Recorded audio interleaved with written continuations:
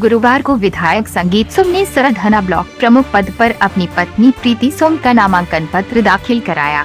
इस दौरान उन्होंने मीडिया से बात करते हुए कहा कि ओवैसी पीडी है ना पीडी का शोरबा, यूपी में ओवैसी का ढेला नहीं उठने वाला।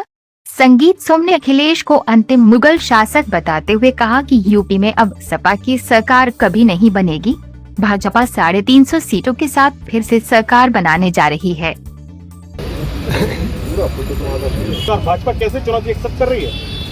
देखिए, ओवैसी ने कहा कि मैं भारतीय जनता पार्टी की सरकार नहीं बनने दूंगा उत्तर प्रदेश में। हम उनकी चुनौती को स्वीकार करते हैं और उसी के साथ साथ उन्हें एक चीज़ और भी बताना चाहते हैं। आप जिस रास्ते पर चल रहे हैं वो रास्ता आपके लिए ठीक नहीं है। ये हैदराबाद नहीं है, उत्तर प्रदेश है और उत्तर प्रदेश में ये रास्ते ठीक नहीं रहते। आप वहाँ कह सकते हैं कि 24 घंटे के लिए फोर्स हटा ली जाए तो क्या होगा।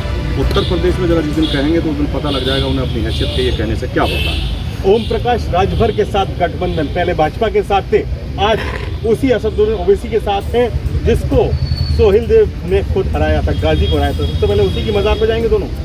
देखिए, मैं तो ये सोहेल देव पार्टी के अध्यक्ष राजभर जी को बड़ा मुझे खराब लग रहा है कि वो किस रास्ते पर चल रहे हैं। सोहेल देव जी तो वो महान थे कि जिन्होंने खुद गाजी को हराया था और आज उस गाजी की मजार पर जाकर वो क्या मैसेज देना चाहते हैं तो जनता की, मेरे ख्याल से जनता के साथ धोखा है। और सोहेल देव पार्टी जो उन्होंने बनाई है सोहेल देव समाज के लोगों के साथ, राजभर समाज के लोगों के साथ वो इतना बड़ा धोखा कर सकते हैं, कभी सोचा नहीं जा सकता। क्या राजनीति में सब जायज़ है?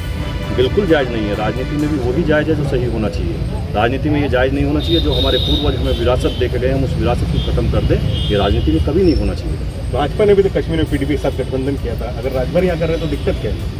लेकिन हम पीडीपी के साथ गठबंधन अपनी शर्तों पर किया था और पीडीपी ने अगर हमारी शर्तों के साथ काम नहीं किया तो हम अलग हो गए थे और वहाँ की जनता चुनाव में ना जाए इसके लिए हमें लगता। यूपी में किस तरह से चुनौती मानते हैं? क्या ओवैसी चुनौती दे पाएंगे भाजपा को? भारतीय जनता पार्टी को इस टाइम उत्तर प्रदेश में कोई भी ऐसा शख्स नहीं है, ऐसी कोई पार्टी नहीं है जो चुनौती देने की स्थिति में। ओवैसी तो पिद्दी ना पिद्दी का सोच, वो बेचारे कौन होते हैं, वो क्या देंगे? वो आए तो सही जरा, चुनाव लड़े तो सही, उन्हें अपनी हैसियत का पता चलेगा। हम बार सपा कहती है भाजपा के बीटे में ओवैसी, कैसा है? सपा के पास तो जनाधार ही नहीं है, सपा के पास तो कुछ है ही नहीं। उत्तर प्रदेश में उसे प्रस्तावकता नहीं मिल रही, प्रत्याशी नहीं मिल रहे, उसे विधानसभा में प्रत्याशी ढूंढने मुश्किल हो जाएंगे। सपा गई उत्तर प्रदेश से 25 साल सपा को कोई नाम लेने वाला नहीं है, क्योंकि कुशासन और आतंकवाद और जिस तरीके का भ्रष्टाचार और जिस तरीके की गुंडागर्दी सपा शासन में लोगों ने देखी, उसे कभी नहीं देखना चाहती और वो दोबारा से किसी भी कीमत पर मुजफ्फरनगर जैसा दंगा और उत्तर प्रदेश में दंगा नहीं देखना चाहती। क्या आपको लगता है कि मुस्लिमों का बंटवारा होगा इस चुनाव में, 22 चुनाव में? आप कैसे कह रहे हैं कि मुस्लिमों का बंटवारा होगा? मुस्लिम एक तरफा जा ही कहाँ रहे, क्यों जाएंगे? मुस्लिम भी जानते हैं कि वो सपा गद्दार है, गद्दारों की पार्टी है, मुस्लिमों के साथ भी धोखा किया है। अपने आसपास की खबरें सबसे पहले जानने के लिए चैनल को सब्सक्राइब करके बेल आइकन जरूर दबाएं।